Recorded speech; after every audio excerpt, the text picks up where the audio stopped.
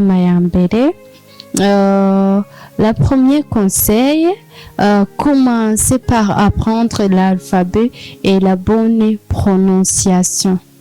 Inama ya mbere ivuga ngo tangura wige inyuguti nuko zisomwa neza, leur prononciation.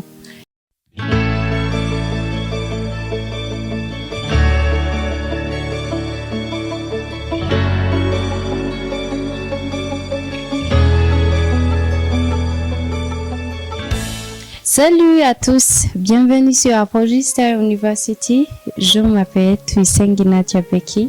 Je suis la professeure en français, en Kinyarwanda et en Kirundi aussi. Je suis heureuse. Mbahaye ikaze mwese kuri Apogee Star University. Nitwa Tuyisenge Nadia Beki. Ndi umwigisha w'igifaransa nkabasobanurira mu rurimi rw'ikinyarwanda mbese no mu Kirundi. Ndishimye cyane. Aujourd'hui, je viens comme votre enseignant de français afin que nous partagions nos connaissances en français. Je voudrais vous donner des conseils sur la manière d'apprendre le français facilement.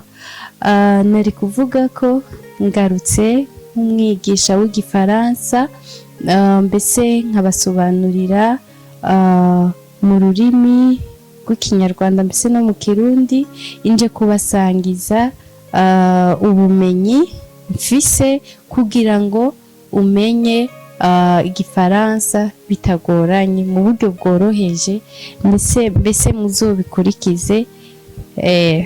muzobikurikize bizobabera byiza cyane. Je vais donc vous présenter 15 conseils sur la façon de vous comporter pour bien maîtriser la langue française. Mfite inama 15 z'uko umuntu yomenya igifaransa bitagoranye. Inama ya mbere ndavuga mu Kirundi cyangwa se mu Kinyarwanda mbasobanurire kamvuge mu Gifaransa mbasobanurire mu Kinyarwanda ndetse no mu Kirundi. Inama ya mbere, la première conseil, commencez par apprendre l'alphabet et la bonne prononciation. Inama ya mbere ivuga ngo tangura wige inyuguti nuko zisomwa neza, leur prononciation. Deuxième conseil, apprends les mots de base utilisés au quotidien. En Kinyarwanda mvuze ati menya amajambo y'ibanze akoreshwa buri munsi. Troisième conseil, le petit à petit des mots et des phrases courtes. Soma buhoro buhoro amagambo n'interuro ngufi. Quatrièmement, chante des chansons en français pour t'habituer à la langue. Ndi kuvuga ati ririmba indirimbo z'igifaransa kugira wimenyereze ururimi. Cinquièmement, regarde des cinématographies et des émissions en français avec des sous-titres. Et cinquièmement, reba amafilime n'ibiganiro mu gifaransa ufise amajambo yanditse, ama-sous-titres nabivuze mu rurimi rw'igifaransa. Sixième conseil, découvre de nouveaux mots à travers un journal ou des livres simples. Genzura amajambo mashasha ukoresheje ikinyamakuru canke se ibitabo byoroheje. Septièmement, écris chaque jour de petites choses en français, par exemple une lettre, une phrase, un poème, ainsi de suite. Nari kuvuga ati andika ibintu bito buri munsi mu gifaransa, urugero wandika icyete mu gifaransa y'interuro ngufi ngufi, ugire n'icyivugo aricyo poème. Huitièmement, trouve un partenaire pour pratiquer des conversations en français. Cy'umunani, nari kuvuga shaka uwo muvugana mu gifaransa kugira mugerageze kuganira.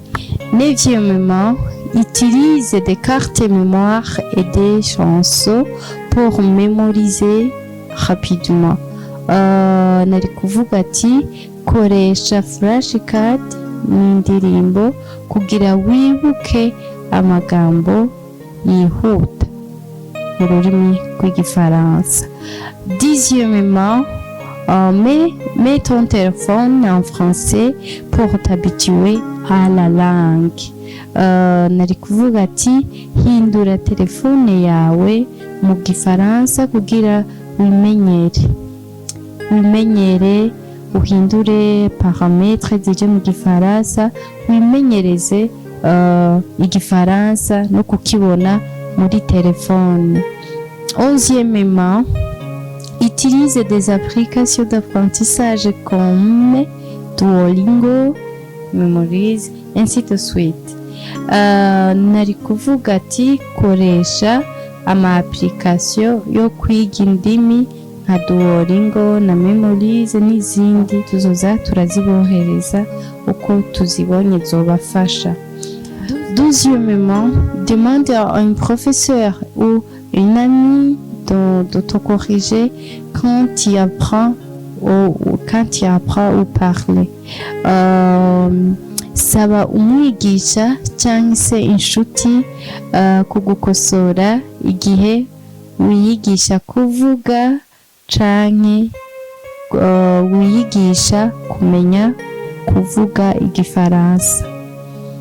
13èmement, ne te décourage pas même si tu fais des erreurs. Nari kuvuga ati ntucike intege naho wowe ukora amakosa cyangwa se ukavuga amakosa, niko kumenya ururimi. 14èmement, établis une routine d'études quotidienne de quelques minutes. Nari kuvuga ati shiraho gahunda yo kwiga buri munsi, nubwo yaba iminota mikeya cyane, ariko buri munsi ugende usubiyemwo wize cyane. 15èmement, ouvre ton esprit et ton oreille à tout ce qui est en français, chansons, discours, histoire, information, ainsi de suite. Nari kuvuga ati fungura umutima ubikunde n'ugutwi kubyumve ku bintu byose byo mu gifaransa, indirimbo, insiguro, inkuru canke amakuru yose, niho uzomenya n'ibindi niho uzomenya igifaransa. Voilà, izo nama n'inzira zoroshe kandi zifasha kwiga igifaransa mu buryo butagoye, mu buryo bworoheje. Nubigenza, nukurikiza izi nama nabahaye, nukuri uzamenya igifaransa bitakugoye. Ces conseils sont des moyens simples utilisés pour apprendre le français sans difficulté.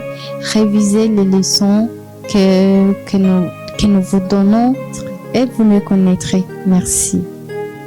Ikigo c'uno munsi kirangiriye ngaha.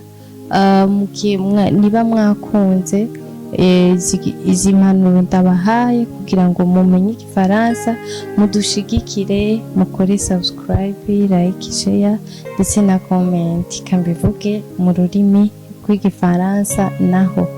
Si vous suivez mes conseils que je vous ai donnés, cliquez sur s'abonner, liker, j'aime et le partage et les commentaires aussi. Au revoir.